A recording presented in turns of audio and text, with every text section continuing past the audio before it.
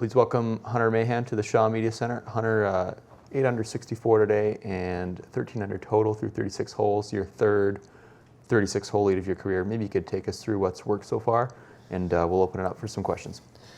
Yeah, I've kind of built off last week. I've got some good things I'm doing in my swing and everything, and feel good about that. And I'm just going out there and really trying to trust my game and just allow things to happen and not get in the way of myself, and be as present as I can, and keep my head up and keep moving forward, and just kind of letting my abilities and everything that I'm doing in my game, let it try to come out. The afternoon scores today were almost a shot and a half easier than yesterday. So did you feel like the golf course was scoreable on both ends of the draw that you played? I think so. I bet the guys yesterday afternoon had a little bit more wind to deal with. Today was a little bit calmer, which was in our favor, obviously. And but the course is in great shape. Tee to green, it's fantastic. Greens are rolling pretty true. So if you hit it well, I hear par fives, or you can attack the par fives. So it's a fun golf course to play. Okay. Nice questions for Hunter. Right here in front. Obviously, Merrick this morning really set the tone with his clubhouse lead. Did you feel you had to catch him? Were you aware that he'd had such a good morning? Did you feel like you're playing catch up? Yeah, I saw him. I saw kind of was going to 9. I saw he was at 11.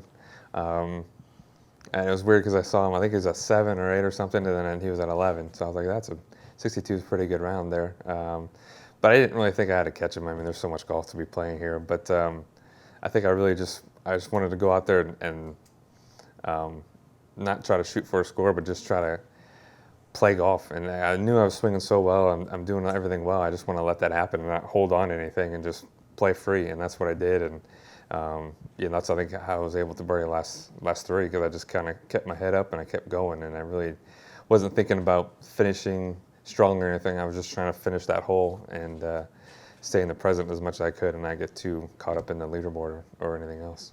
Jay? Hunter, how much of that helps with who you're playing with as well? You guys like to have fun. Yeah, I think I play better when I'm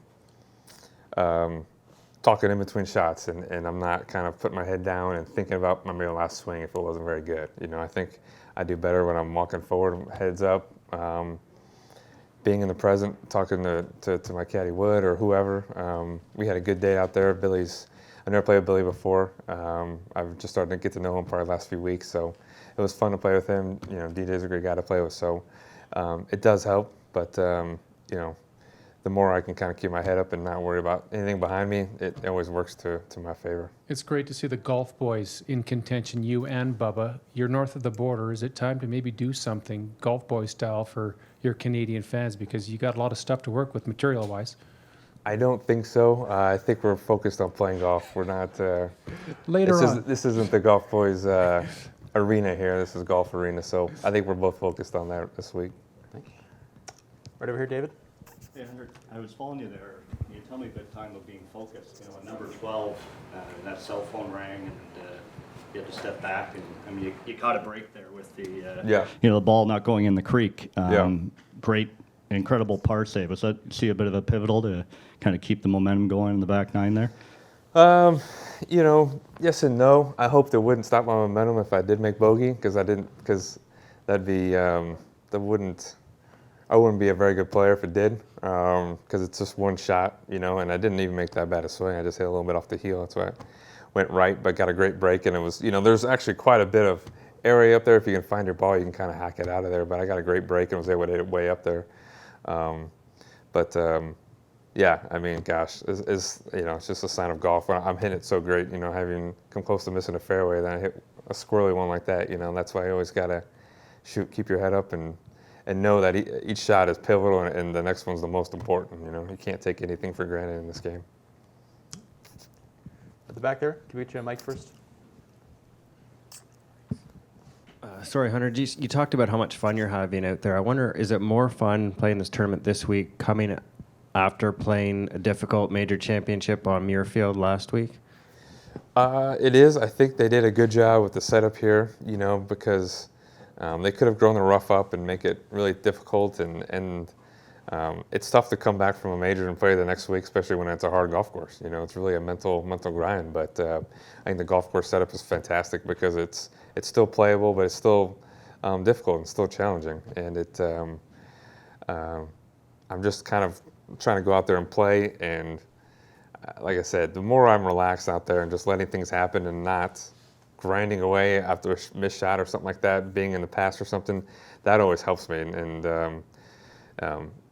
You know, I just having fun is important because I play my best golf when I'm doing that, and that has nothing to do with score. You know, my attitude and everything should be that shouldn't matter. That shouldn't, you know, how I play shouldn't really affect who I am and how I treat myself and treat everybody. Okay, any other questions for Hunter? Yes, one more, Jay. Hunter, what do you think? Could you get you on the mic? If the weather changes, and it looks like it will, by tomorrow afternoon, greens could get softer. I mean, could we see scores go even lower? I mean, it seems like what you guys are doing out there is pretty good as it is, but could we see it going lower? And what do you see it getting to? I don't know. Like you said, the weather. If it rains a ton and greens get softer, it'll be a little bit different golf course. It'll probably play a little bit longer too because I think we're getting pretty good bounces out there, and the ball's, you know, jumping off the fairway a little bit. We'll just have to see. I mean, that's one of those things where it's not worth thinking about because it's not here yet. But, you know, there's a lot of great players up there. 62 today, 64 by me. You just never know what can happen. Thanks very much, guys. Thanks, Hunter, for your time. Thanks.